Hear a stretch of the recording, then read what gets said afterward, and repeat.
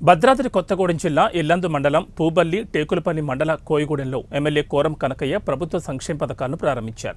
ఈ కార్యక్రమంలో జిల్లా కలెక్టర్ జితేష్ వి పాటిల్ మండలాధికారులు పాల్గొన్నారు. ఈ సందర్భంగా ఎమ్మెల్యే కోరం కనకయ్య మాట్లాడుతూ సంవత్సరాల కాలంగా బీఆర్ఎస్ ప్రభుత్వం పేదల సంక్షేమాన్ని విస్మరించిందని విమర్శించారు.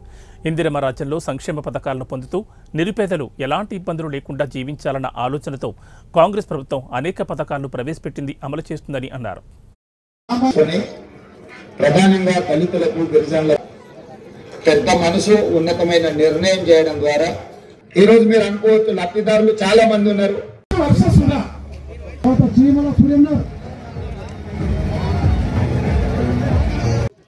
ముఖ్యంగా తెలంగాణ రాష్ట్రం వచ్చిన తర్వాత గత 10 సంవత్సరాల్లో మరి అప్పుడున్నటువంటి బీఆర్ఎస్ ప్రభుత్వం ప్రజలకి హామీలు ఇచ్చి ఒక్క హామీని కూడా నెరవేర్చుకోకపోయినటువంటి ప్రభుత్వం.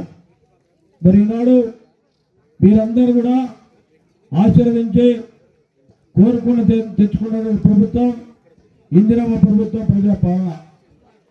ఈ రాష్ట్రానికి ఈరోజు మనందరి విమాన నాయకులు గౌరవనీయులు పెద్దలు రేవంత్ రెడ్డి గారి నాయకత్వంలో అన్ని సంక్షేమ పథకాలు ఇవ్వాలని చెప్పి పేదలు నిరుపేదలు ఎవరైతే అట్టడుగు ఉన్నటువంటి కులాలన్నింటినీ కూడా ఆర్థికంగా వెసులుబాటు చేయాలని ఒక గొప్ప లక్ష్యంతో ఉన్నటువంటి వ్యక్తి రేవంత్ రెడ్డి గారు.